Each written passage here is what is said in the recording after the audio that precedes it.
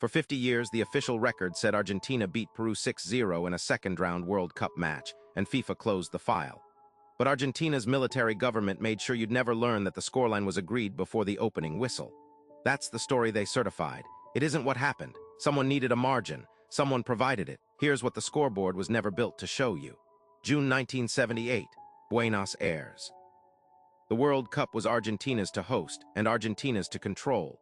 General Jorge Videla's junta had spent 3 years consolidating power, silencing dissent, disappearing thousands of citizens into places that had no addresses. Now they needed something more visible, a World Cup trophy, a distraction the size of a nation. Argentina was good enough to compete. Mario Kempes was one of the finest strikers alive, but ability wasn't the problem, the bracket was. To reach the final, Argentina needed to beat Peru in their last second-round match, not just beat them by 4 clear goals. Brazil had already posted their result. The math was fixed, the target was known, and 90 minutes stood between Videla and the one thing his government needed most. What followed is in the official record. Argentina won 6-0. FIFA registered the score and moved on. The junta threw a parade. Videla lifted the trophy on Argentine soil and the world moved on with it. But 3 players from that Peru squad have since spoken, not loudly, not often. Their accounts surfaced in fragments, an interview in a Lima newspaper, a deathbed statement, a memoir that sold fewer copies than the run it printed. Each described the same thing. The Peruvian dressing room was visited before the match, not by a coach, not by a federation official, by men from the Argentine government.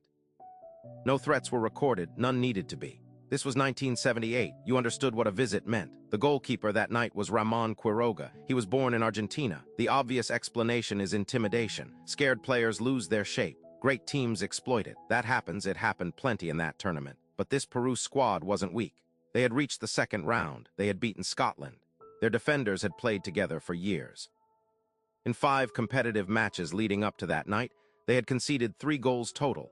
Teams under pressure concede. Teams that are paid to lose concede differently. The goals that night came in a pattern.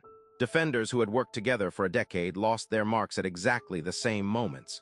Quiroga's positioning on 3 of those 6 goals had no tactical explanation anyone has been able to construct in the 50 years since. But that's not the part they buried. Here's what actually changed hands. In the months following the World Cup, Argentina shipped 35,000 tons of grain to Peru. The transfer bypassed standard trade protocol and moved faster than any comparable shipment in Peruvian records of that decade. Declassified CIA intelligence from 1986 noted awareness of agreements reached between Argentine and Peruvian officials prior to the June 21 match. The document did not elaborate. It didn't need to. There was a second element. At the time of the match, Argentina held approximately 200 Peruvian-born political prisoners in its detention centers. Several of those individuals were quietly released in the weeks following the tournament. No announcement was made. No names were published. Families who had spent months with no information received their relatives back and were told not to ask where they had been. The man who authorized the arrangement on Peru's side was General Francisco Morales Bermudez, Peru's own military dictator. He later admitted to conversations with Videla in the lead-up to the tournament. He called them diplomatic. He said nothing else. FIFA received no formal complaint. No investigation was opened. The result remained on the books. And 50 years later, it still does. What it cost is precise. Brazil finished second in that group by goal difference alone, and went home. A generation of Brazilian players who had never lost a match they played honestly were eliminated by a result negotiated in a government office weeks before they ever took the field. 45 players competed in that tournament believing the game was real. Most of the Peruvian squad never spoke publicly. The ones who did were not believed. One told a journalist in 1996 that he had spent years trying to describe what happened without destroying teammates who had families to protect. The junta collapsed in 1983. FIFA's internal files from 1978 remain partially sealed. Argentina's trophy sits in a museum in Buenos Aires. Kemp's goals are real. The crowd was real. The parade was real. The score was 6-0.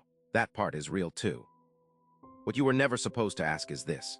If 35,000 tons of grain, 200 released prisoners, a CIA notation, and 3 separate player testimonies still aren't enough to reopen a World Cup result, what would be?